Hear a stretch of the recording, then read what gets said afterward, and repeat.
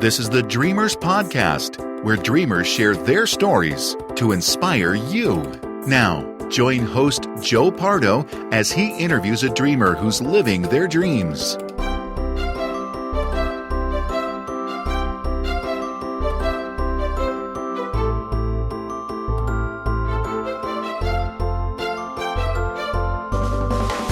Welcome to the Dreamers Podcast. I'm your host, Joe Pardo, and today I'm interviewing Brian Thompson, who is living his dream by making a substantial life change. Welcome to the show, Brian. Thank you, Joe. It's good to be here. Great to have you. I'm excited to hear everything that you have to say about your journey. It's certainly been a long one and not without detours, but every day you just keep moving forward. Well, let's start out by giving some background on yourself.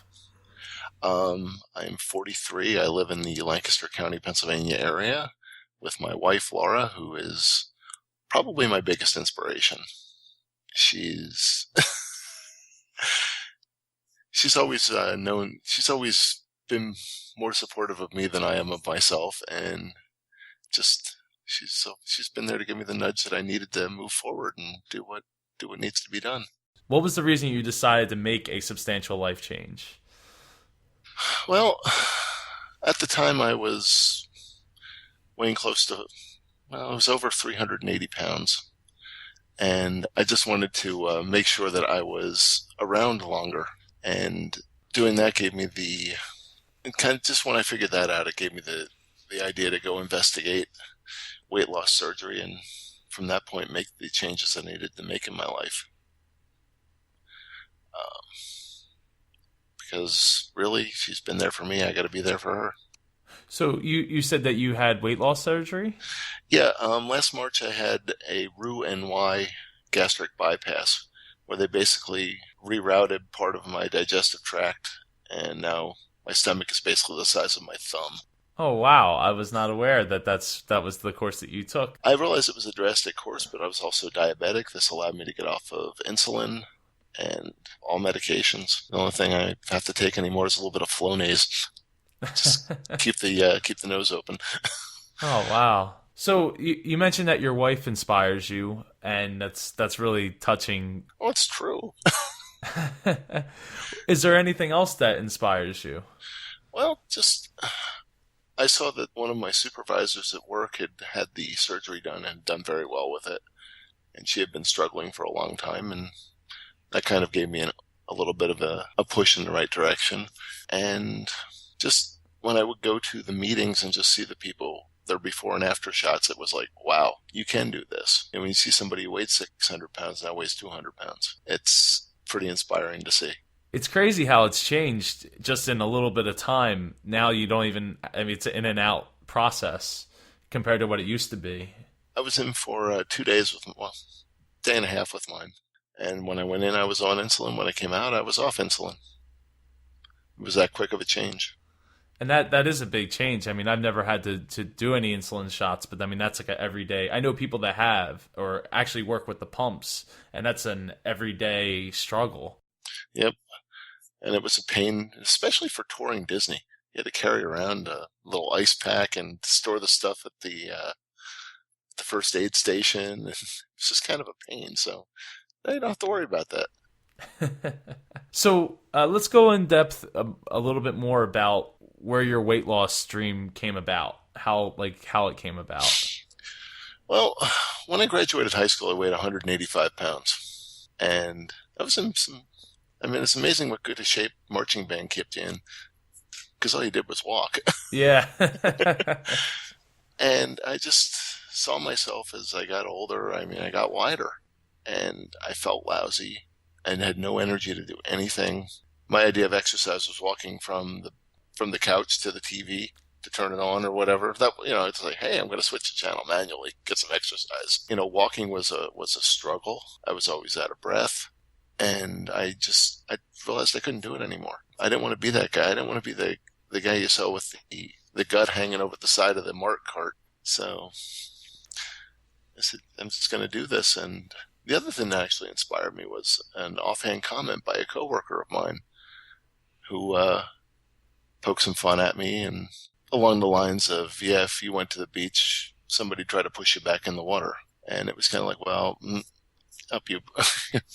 Wow, that's really horrible. That it's a shame when people feel that way. And it's weird because sometimes they don't even they don't realize that they're even doing it, or that they're saying it to a person who, you might joke around about it, but you're joking around about it to protect yourself. Yeah, I wrote a blog post about it and called it fat armor. But the irony of the whole thing, Joe, is the guy who said it isn't exactly what you call svelte. It's like, hello, pot, kettle. Yeah, it does seem to usually work that way, doesn't it? So, but I mean, I got to give him some thanks because it really kind of lit a fire under me. Do you know if he became inspired by your transformation to do something about himself? As far as I know, he hasn't. And honestly, I'm okay with that. Well, he gave you a great gift, to say the least, if we want to turn it into something positive. There you go. Now, some people just, they don't want to know that sort of thing. They don't care to know it. So what can you do? You could turn it into something positive for yourself. But I mean, yeah, and you can't make a horse drink. You can lead them to water, and it comes down to, you have to do what you have to do for yourself. And that's one of the things they go into with our group sessions. What they've done with the surgery is give you a tool. It's up to you whether or not you use it. Yeah, and it's not an easy thing. I mean, I have 3 family members that are all going through a similar experience, and I don't like to look at it as cheating. I mean, it's instant gratification because you're working. You still have to work at it, and it's got to be tough because you still look at something and you're like, man, I really could eat that whole cheesecake right now because there's nobody else here, and I got a fork and some time to kill. I mean, most people struggle with that. I think you're kidding yourself if you don't. Believe that you struggle with that every single day, regardless of your weight or your size, because temptation is there, and the foods are designed to be eaten. Mm-hmm. That's actually one of the sad things about it is food is an addiction, but the difference between that and alcohol and drugs is you need food to live. So you just you got to buckle down and do it. Anybody who says that having the surgery is taking the easy way out doesn't have any idea what they're talking about. No, it's definitely not any easier. It's just it's a great tool for somebody who, especially if you have tried a lot of diets and haven't had a lot of success. And that was pretty much me. No success. Are there days that I regret having done this? Yeah, every once in a while, because you just see something that looks really, really, really, really tasty, and you really just like to tear into it, but unfortunately you can't. But then you kind of realize it's like, well, eating the entire half-gallon ice cream ain't that important, really. No, it's not. You can still get a taste. Exactly. You just got to think spoon instead of scoop. So, how is all of this weight loss received by your family members and friends? I was very open about it. What I was doing, what course of action I took. I took a long time to make up my mind too. Originally, my wife was very supportive of it. My mother and sister, however, were kind of like, I don't know about this. You're taking the easy way out, that sort of thing. And they finally came around when I said, look, I'm doing this, and you can either support me or not. And I said, well, your son, brother, we're definitely going to support you. And they've been very supportive since, especially when they saw that I made some very astounding progress. So what kind of steps did you take to get the ball rolling on this?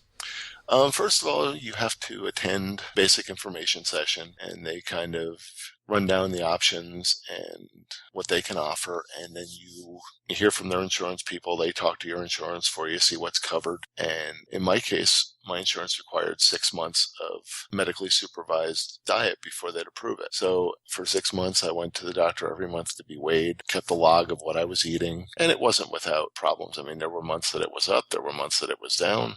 At the end of it, they said, okay, everybody signed off on it. They had me meeting with dietitians. They had me meeting with exercise physiologists and learning the proper way to work out. That kind of got me hooked on the gym, which was a good thing, but we'll come back to that. And finally they said, okay, everything's approved.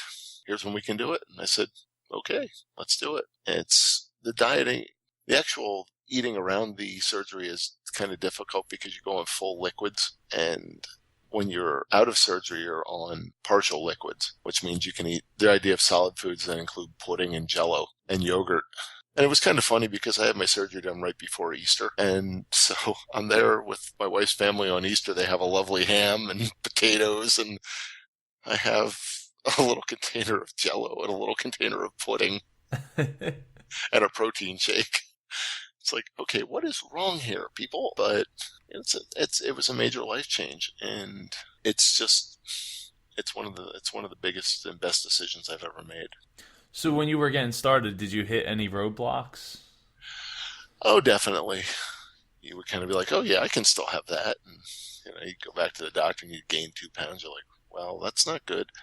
And for somebody who's always been an emotional and a stress eater, it was tough, no doubt about it. We were dealing with some family medical issues, and it's easy to find comfort in the big bowl of macaroni and cheese, Definitely. But over the course of I guess I was really in pre-surgery about 11 months, and over the course of that, I learned what I can and can't have, and also how to exercise. I got to the point where I was at the gym 6 days a week. Get up at 4 a.m, go over there, do my thing, go to work. I was more awake then too. Go figure. It's a shame you don't live near Eddie McCoy. You go to the gym with him and then go running for 10 miles. Fast Eddie? Nah, I think he'd smoke me like a trout.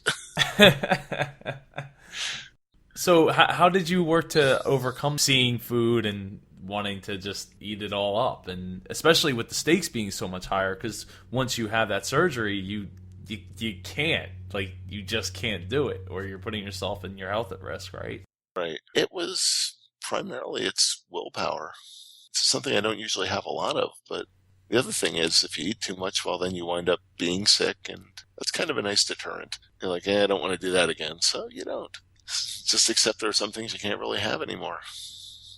I mean, I went darn near a year between having beers. Yeah, it's not easy. Of course, my wife will now tell you I'm a cheap date.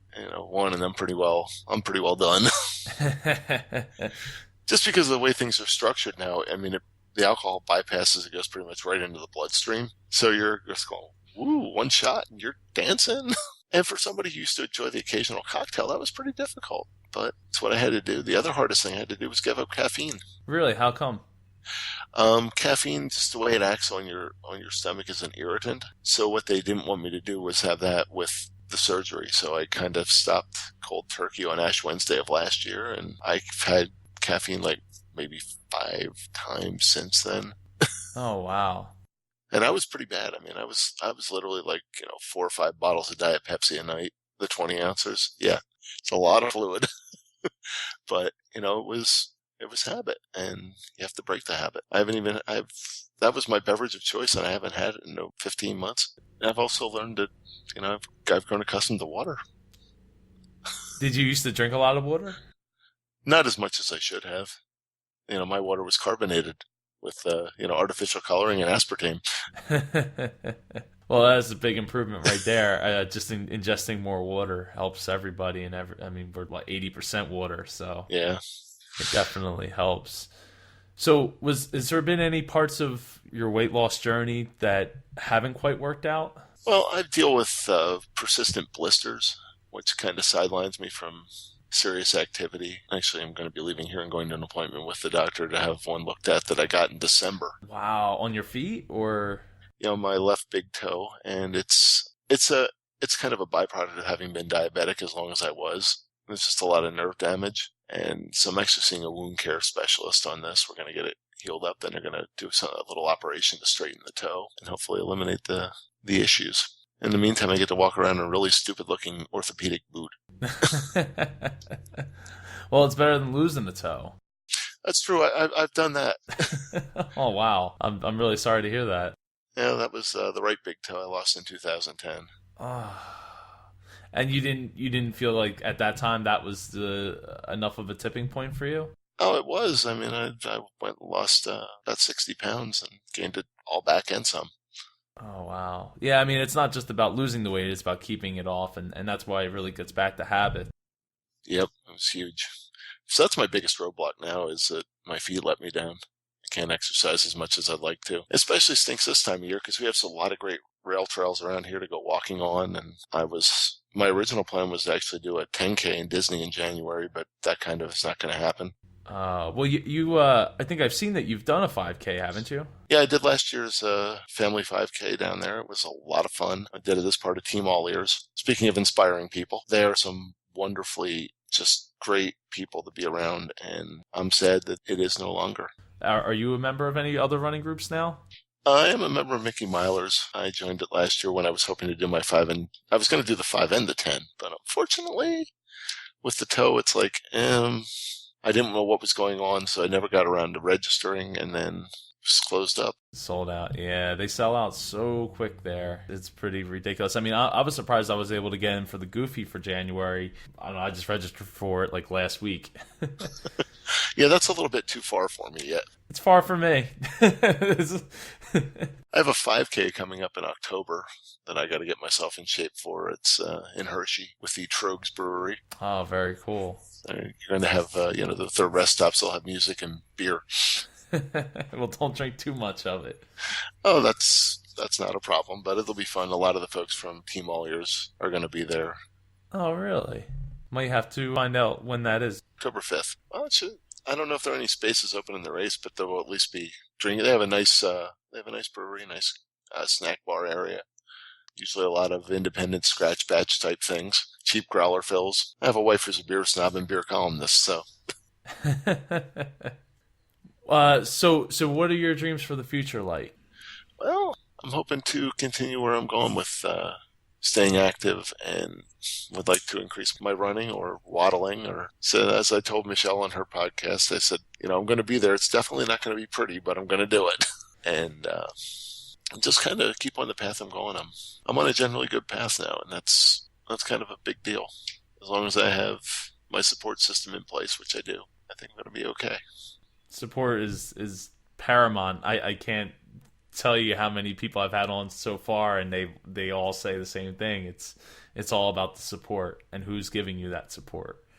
Yeah, I've been lucky in having so many good people, not just in my friends and family or my All Ears teammates, but even the medical community here in Lancaster has been just wonderful. Anything that I've needed, that I've had questions about, they've been able to answer. I'm still working with the exercise physiologist once or twice a week. Even with my feet, they've developed some exercises that I can do that don't involve a lot of impact on the feet, and allows me to get some cardio and get some strength training. And you just, I don't know the words to thank them.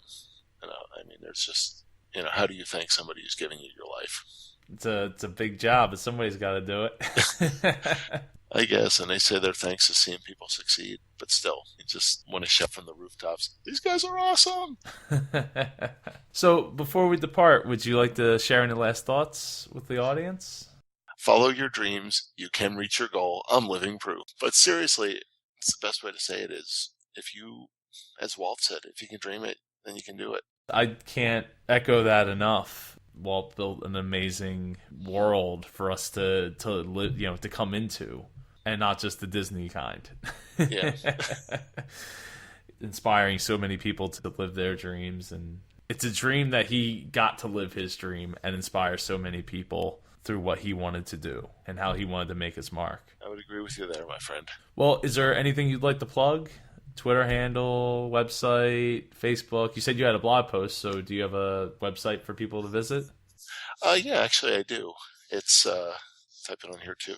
It's nightfly27.wordpress.com. Very good. I will have that in the show notes for everybody. I appreciate that. Not a problem. Well, thank you so much for coming on the show, Brian. I really appreciate it. Thank you for having me. I wish you the best of luck with your cast, and I hope your dream comes true. Thank you very much. We're working on it. All right. Hopefully we'll see you this summer sometime. Yeah, definitely. All right. Take care. Okay. Bye-bye. Thank you for joining us for this episode of the Dreamers Podcast. Follow us on Twitter @Dreamers Podcast. Join us on Facebook at facebook.com/Dreamers Podcast. If you or someone you know would like to be a guest on the Dreamers Podcast, please send an email to j@jpar.co. This podcast is copyright 2014 by jpar.co.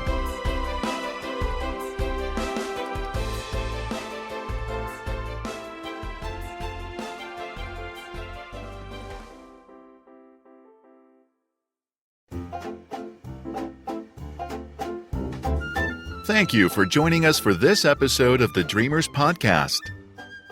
Follow us on Twitter at Dreamers Podcast.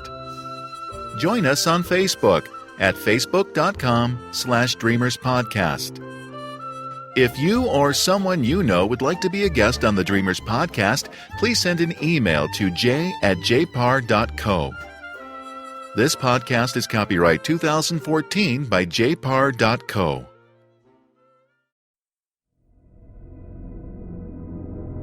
On September 22, 2004, Oceanic Flight 815 left Sydney, Australia, bound for Los Angeles and crashed on a remote and mysterious island somewhere in the South Pacific.